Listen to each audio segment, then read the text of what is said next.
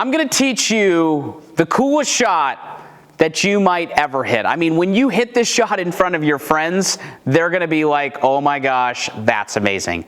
What I'm talking about is the low-flighted, high-spinning distance wedge. A distance wedge is what we're going to classify as a shot from 50 to 120 yards. But first, if you don't know, my name is Kyle Morris. I'm Director of Instruction at the Golf Room and owner of the Golf Room Everywhere, an online community where we're walking beside players with coaches, with videos and personalized feedback to help players reach their ultimate golfing goals. I was ranked by Golf Digest as one of the best young teachers in America, the #1 instructor in the state of Ohio, and nominated top 50. But if you like all the stuff that we're doing right here, please like this video, subscribe to this video. As you can see, there's a ton of content that we're providing, and we're going to continue to bring it to you. But let's talk about this sexy shot that you can hit from 80 yards. So it's really going through 4 things. The first thing is attack angle. The second one is launch angle. The third piece is tempo. And the fourth is situational awareness. If you master these 4 things,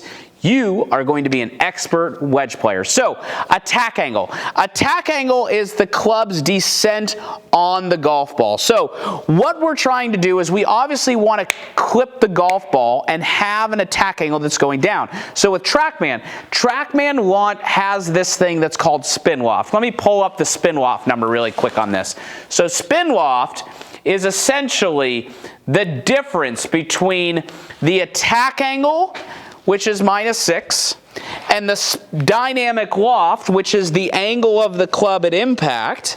Those two things, those numbers kind of created the spin loft. And the spin loft, basically, we want that to be about 45 to 48 because that's going to create the highest spin on the golf ball. So we want to be hitting down at about -6.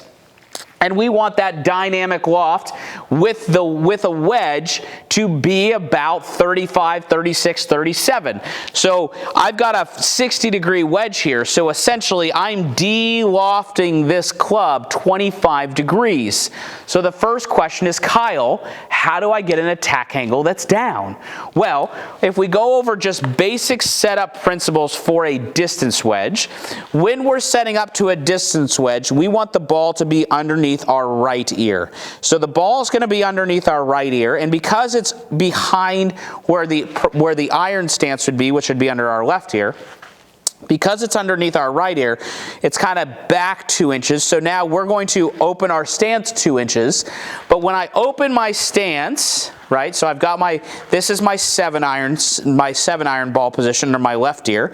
Now I move it under my right ear. I'm going to open my stance, but I'm not going to open my body. My stance is open, but my knees, my hips, and my shoulders are still square. And what this allows me to do is now pinch the golf ball, which also is going to help reduce the dynamic loft onto the face. That's going to help me make a good attack angle so I can hit ball first. That's the first thing you have to do. If you can't have a good attack angle, there's no point, right? If you're laying the sod over a wedge, that's not very good, okay? The second thing that we need to do is we need to have a predictable launch angle. So for a launch angle, we need to have a golf ball that's flighting out at 24 to 30 degrees. I personally like more of 24, 25, 26 rather than the 30. But, 30, you're kind of starting to float it a little bit. And that shot is much, much lower than what you think. Because like I said, you're hitting these low, high spinning distance wedges, right? So to give it as an analogy, and there's another video here on YouTube if you kind of subscribe to us that I did when I was on the Golf Channel, but if you think about this, if this is a cannon and I'm pitching this cannon, and let's say the cannon is pitched at 25 degrees, and I pour 100 pounds of gunpowder into the cannon, the ball flies 82 yards. Well, now if I change the pitch of the cannon to 31, and I put 100 pounds of gunpowder, it might fly Who knows? It might fly 75 yards. Then if I change it down here to 22, put 100 pounds, it flies, I don't know, let's say 95 yards. So the changing of the pitch of the launch angle, it's very, very hard to get a predictable distance if the launch angle is all over the map. We want the launch angle to be the same amount, like in the same window every time. So the ball is flying out at the same window each and every time. So for me, like I like 25 or so degrees, right? So now if it's at 25 degrees, if I put 100 pounds of gunpowder, it goes 82 yards. If I put 90 pounds of gunpowder, it might go 70 yards. If I put 110 pounds, it might go 90 yards. So now, based upon the amount of energy or length of swing that I have, it will go the same distance. So now I need an attack angle that's down. I need a launch angle that's predictable. That's the second thing. And then the third thing is that I need to have a tempo that is consistent. So what I see a lot of times with amateur golfers is that if they're trying to hit an 80-yard swing, right, just for example, they hit one shot and they hit it, right, and it's let's say it's a good one, and then the next one they hit it, and it goes too far, and they go, I made too big of a swing. No, you didn't. What you did not change the length of your hand path, right? Meaning the length that your hands are traveling.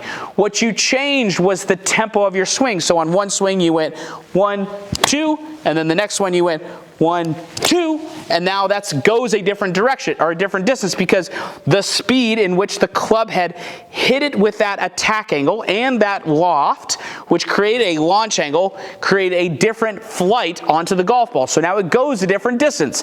So we need to make sure that if we're hitting a shot that goes 80 yards, it's the same tempo, and it's the same tempo for all shots. So it's like 1, 2, 1, 2, 1, 2, 1, 2. So you can see it's always that 1, 2. It doesn't change based upon the feelings or the stress of the situation, right?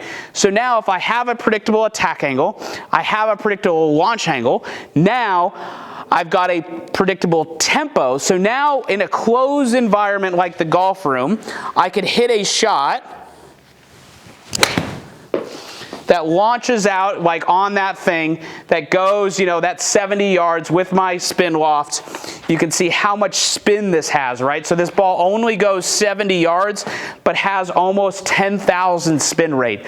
That is a lot, right? Like that ball is really going to fly super low at 26 degrees, and when it hits the green, it's going to go whoo, and then rip back. And we're always trying to get this ball to see it kind of starts right, curves left.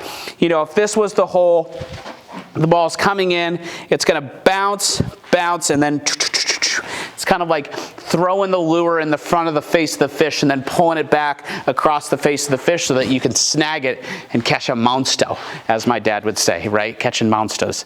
So this is going to allow you to have that attack angle that's down, predictable launch angle, predictable tempo, and now the fourth piece, the fourth secret to mastering distance wedges is to know and understand situational awareness, right? So if you think of Aaron Rodgers, right? Aaron Rodgers goes to the line of scrimmage, he gets up there, and he goes, for everybody, just so you know, I'm going to pass it to Randall Cobb right there in about 10 seconds. And the reason that he knows that is because of the situational awareness that he has of the defense. He knows exactly what to do. Same with Tom Brady, Patrick Mahomes, all these players, Coach K from Duke, they understand the situation and what is going to be the predictable outcome in that situation.